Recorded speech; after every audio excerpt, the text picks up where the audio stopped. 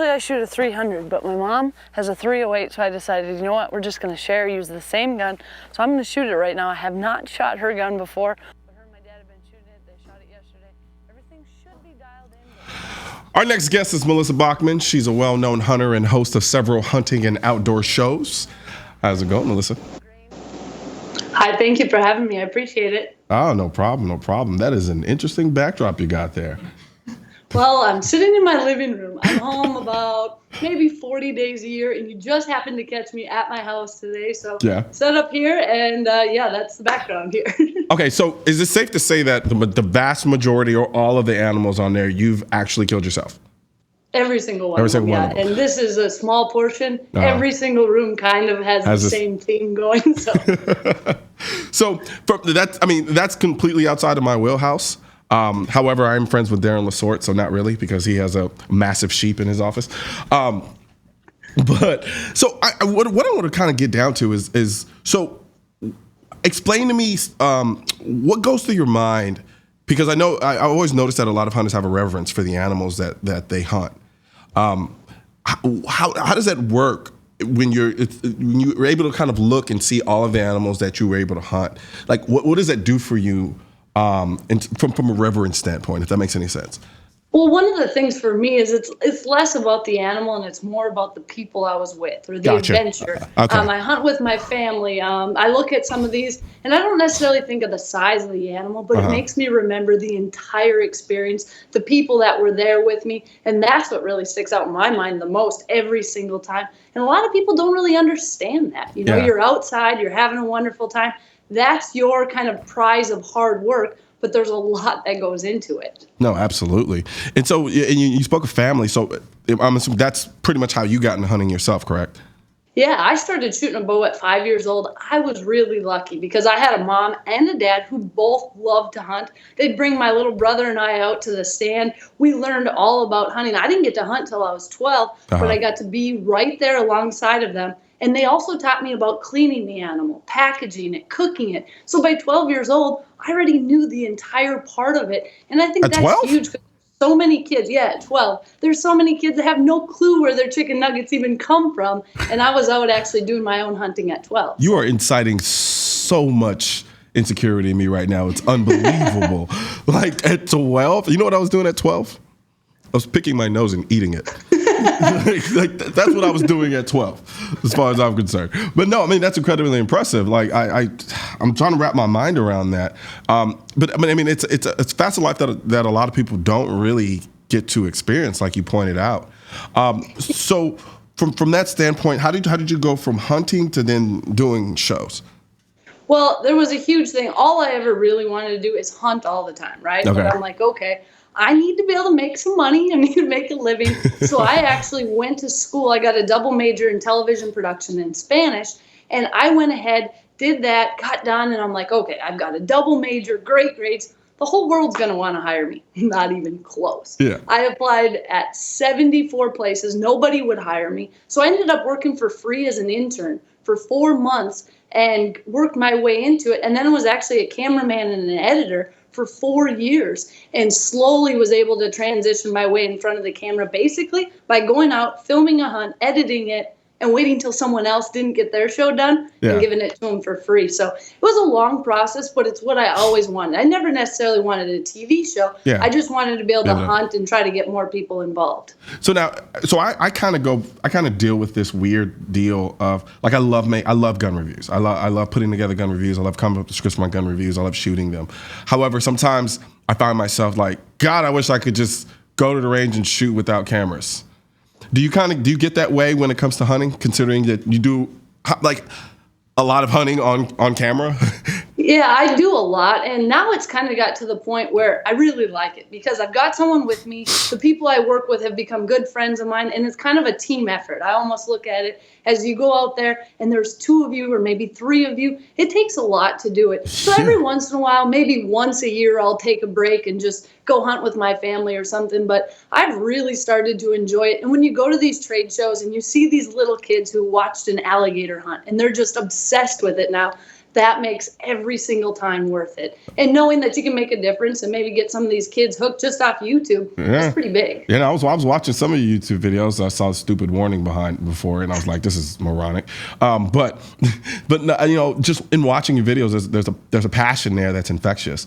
And for people who don't quite understand it, because it's a passion that I've seen pretty consistently in people who love to hunt. Explain that? Like, where does the passion for hunting come from? I think it's one of those things where it takes effort, right? Yeah. Not everybody can just go out and do it. In college, I was a college pole vaulter. That takes effort. You could be the best athlete in the world, but that doesn't mean you're going to be a good pole vaulter. You have to put your time in. And I think hunting is a lot like that, where you can't just step out and just go do it. You've got to learn about it. You've got to practice. All those things, and that's what I love, is that dedication. Anything you really have to put time in to be good at, that's one of my favorite things. And I think that's one of the big appeals for hunting as well. Yeah, no, I freaking love it. I generally love people who are passionate about something in general. And so I just love to pick people's brains about it, because I know the psychosis that goes on in my brain with all the stuff that I'm passionate about. And so it's fun to see different people who have different passions in other areas and kind of feed off of that as well. But I really don't want you to believe that. I'm gonna let you talk about being a pole vaulter and not come back and bring that up as well. So you did what when you were Yeah, so part of the way I picked my school, one, they had a great television program, but I was a college athlete. I ran track, and all through, since I was a freshman in high school, I trained with the college team in a private pole vaulting club. And so it was pretty obvious where I was going to go to school. My coach coached at that university, so I went there, and it was awesome. I absolutely loved it. And a lot of people will see me now and they're like, "You were a pole vaulter?" I'm like, yeah, that was a ways back, but I'd actually like to do it again. I think I might actually do better now because I could focus a little better.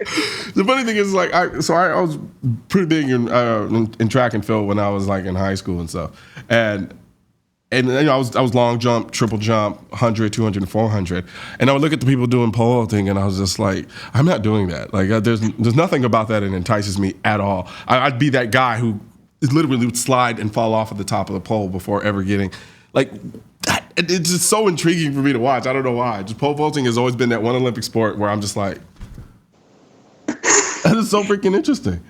And you see people and you see poles break, and if you didn't have enough speed and you came in, you'll go backwards every single time. And that never ends well. Yeah. And you really got to be almost borderline not quite right to be able to go do that again after you just busted a pole, but it happens. That is freaking amazing.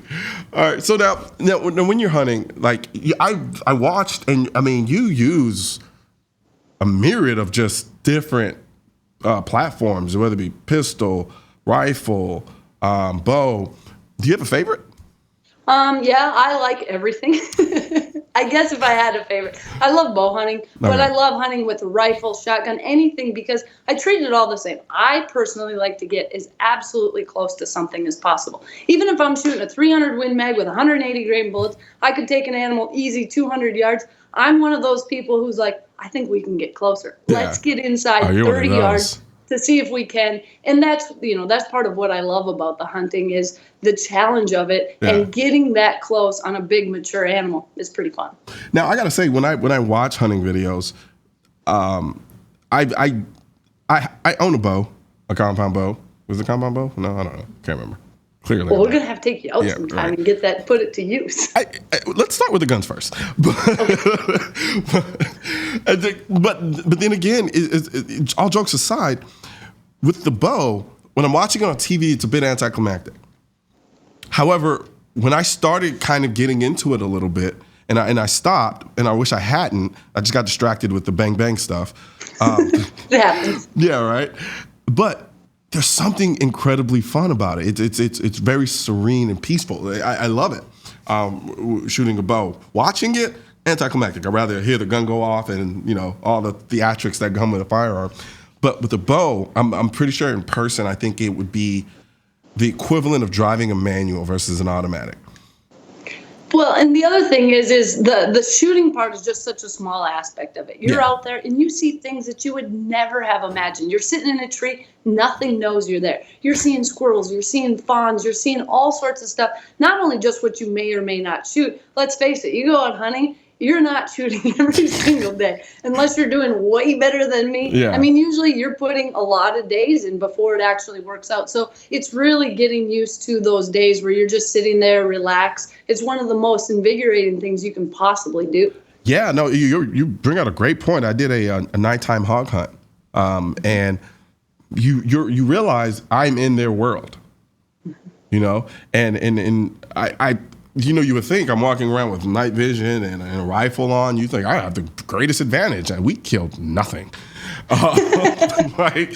And it's not because we didn't see anything. We just didn't kill anything. Like, well, you know what? I lied. There were some nights, like you said, there were some nights where we did pretty good, and other nights where it was like, I think people have a misconception about how hard hunting actually can be. Oh, absolutely. It doesn't happen. So my show's 30 minutes long. Yeah. I can promise you I have never completed a show in 30 minutes ever.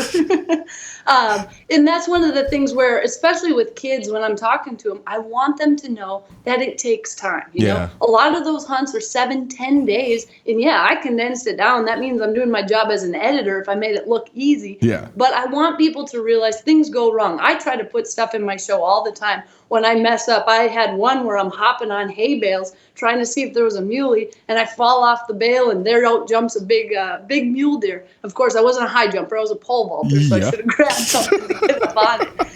But I put those things in because I want people to realize that things happen. I don't want them to get upset or think, oh, this was worthless. I'm not a good hunter. No way. It happens to everybody. And I think more of that realism you can put in there, the more interesting it is for other people to want to get out and try it. Absolutely. Now, do you have a favorite animal that you like to hunt? I have probably black bear. I go up to Alaska on Prince of Wales Island. I get dropped off for a couple weeks in a float plane. I've got a kayak, a tent, and a predator call. And I get out there, and I'm basically the bait. You're calling the predator. Oh, yeah. I'll move around. They come charging right in. They're almost always inside of 20 yards with a bow and arrow. And to me, that is awesome because you've done everything. I'm there by myself. Yeah. You've done everything to make that happen. And if you mess up, you're the bait. So you better not mess up. Okay, that's a bit final. So have you ever dealt with a grizzly? Yes, I actually, 4 years ago, I did a brown bear hunt on the peninsula, and it is incredible. I got within 60 yards of this huge blonde bear, ended up making a great shot. That was with a gun. The one difference is they have a whole different demeanor. You better have somebody there backing you up because it can get very serious very fast. And it can with black bear too, but. Yeah. So before we take a quick break, I want to ask you, so what, if you can recall, would be one of your most terrifying moments on a hunt? Probably one of my most terrifying. I was down on a alligator trip in Louisiana, and we had really no clue what we were doing. We had this small little boat, and we hooked into an alligator way bigger than the entire boat. It weighed about 1,000 pounds, and it was to the point of, if that gator comes in this boat, we got to get out right now. So that was one of the scariest moments, and it was huge. We had to get a bobcat in to get it out of the water because it was serious? so big. We could not load it. It was incredible. Way beyond what we ever expected, but we lived to tell about it, so it was a good day. Lowered expectations. Real quick, I have to ask, what do you hunt an alligator that big with? So you do all different things. So you can only take a small little 17. So that's sort of a little bit scary. But you need to make sure you, in Louisiana, you actually have to have them on a hook first. So you've got them on a hook, so you've got them on a line, and you're pulling them up, and you've got to use that 17 and make a perfect brain shot when they come up. So you mean like a Glock 17? No, like a little, it almost looked like a little 22, like a little 17 rifle. It's tiny. Oh, okay. And you really need to be very careful and shoot very well because those alligators come up snapping at your boat. They are not happy. And you're hunting them. Okay, because in my mind, I'm thinking you just see alligator take pop shot. I don't know. What do I know? But I've done a lot with the bow and arrow. That's also a lot of fun. But really? Oh, well, we'll take a quick break and we'll come back and we'll talk a little bit about that as well. Okay, thanks.